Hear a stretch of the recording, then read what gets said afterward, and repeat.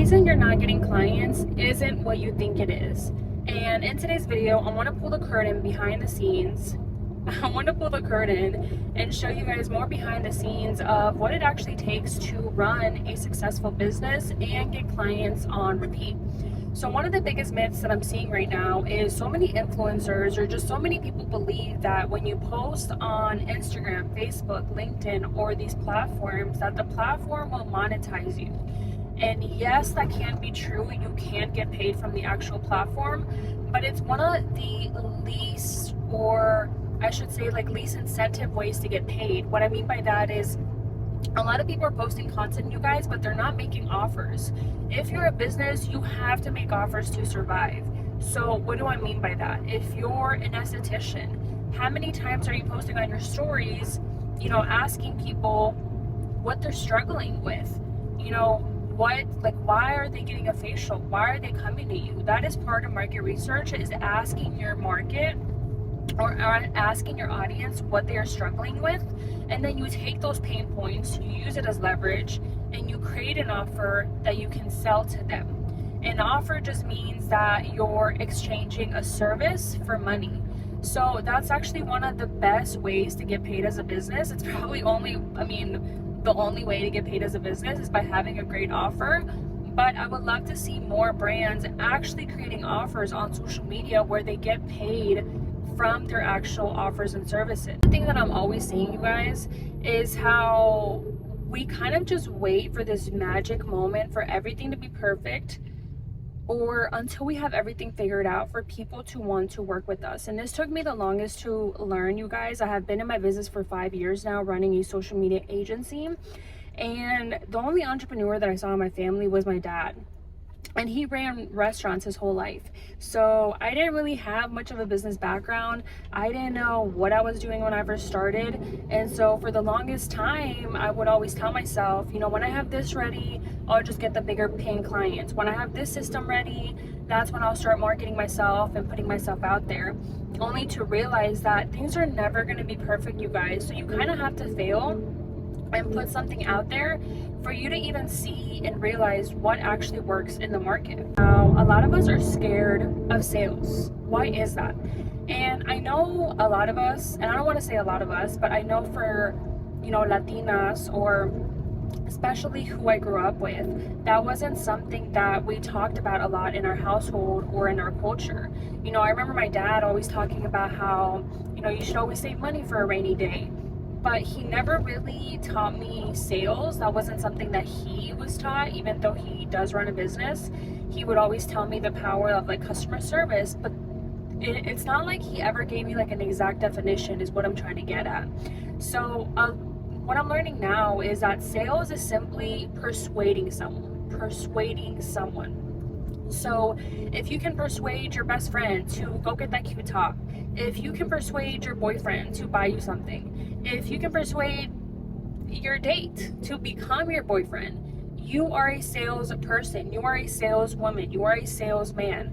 And I want you guys to start repeating this to yourself, that you are in sales, because all of us are in sales. We just don't know it, or we don't define it. Another thing that I see constantly is that a lot of us talk about what we do instead of the problems that we're trying to solve. This is something that I see with a lot of brands, is that we always talk about, well, this is what I can do, this is what I offer, this is how much it's going to cost, but we never talk about what problems are we actually solving for our target audience, or the person that's sitting right in front of us. A lot of the times, like I said earlier, it's really just doing market research. It's understanding what is your target audience going through, what are their pain points that you can use as leverage to sell them something that they actually want and need. Another thing that I wanted to talk about in this video too was how a lot of people are super consistent for a month, even 7 days, and then they disappear. Consistency is truly the greatest thing that you can have with anything in your life, you guys. Consistency will take you so far when it comes to your body, when it comes to your business, when it comes to simple habits. For me, I think that that's the habit that I've realized that has just changed my life, is just being consistent with something. Because I know in the past I would start and stop, that when we're not consistent for long enough, we don't collect data. And when we don't collect data, we don't actually get to understand what is working and what isn't working. Going back to sales, a lot of us are just scared to sell. A lot of us are scared to sell because we don't want to sound salesy. But the number one thing I hope that all of you guys take out of this video is that sales is really how you build generational wealth. The more that you build your sales skills, the more that you are able to persuade people, the more that you just get better with your skills at selling, the more that it's going to become more comfortable, and the more that you're going to realize that the better you are at selling, the more that you're actually able to help people. A big misconception that I always see is that people who make a lot of money are greedy. People who make a lot of money are just bad people. They must be doing some kind of scam. They're a fraud. But you guys, some of the people with the most money are truly the people that bless so many people around their lives when it comes to creating jobs, when it comes to just being abundant and taking care of their family. Sales will truly change your life. And I'm not just talking about income for your business. This is another one that is a huge one. A lot of us spend so much time changing our website, changing our offers, changing our logo, instead of actually talking to clients that are going to pay us. I know I've done this so much, you guys, where, going back to earlier, we wait for the perfect moment. We wait until everything is ready. We wait until, we have all the systems in place, and we don't get practice by actually talking to people that are going to pay us for our offer. I was actually watching a video recently where the girl said she doesn't even create a lot of her offers until after she sells, because that's a good metric to see, is your offer even going to sell? So I think a lot of the times we also have to get practice just pitching ourselves out there, whether that be through sending proposals, whether that be getting on a call with someone, whether that be DMing someone. We have to start more conversations so that way we can see what are people even struggling with, because they may not even be a client, but that's where you have to create that relationship, build rapport, and listen, you guys. I know a lot of us are really good at listening, but we're also yappers. I like to yap. I love talking about my day. I love talking about myself. Who doesn't? But I think when it comes to sales, a lot of the times you are not the main character in that situation. So you have to learn how to listen, and listening will be like the number 2 skill that you can have right next to sales. Huge one, you guys. A lot of us are speaking to the void. We are speaking to no one. And the reason we're speaking to no one is because we are not making our messaging, or we are simply just not speaking to one person only. A lot of us, when we start a business, we just want to help people, and I think that's great. But over time, you realize that the niche is where you get rich. And what I mean by that is, if you can talk to one person and you can talk to one avatar and their pain points, they are going to be able to visualize themselves. They are going to be able to see, hey, this person understands my challenges, my goals, my needs, my wants, and where I want to go. So I'm immediately going to trust her more because she understands what I'm going through. This is another one that I see on social media all the time, you guys, is a lot of us are paying more attention to likes and followers than the actual money coming in. And what I mean by that is, money doesn't always look like a transaction.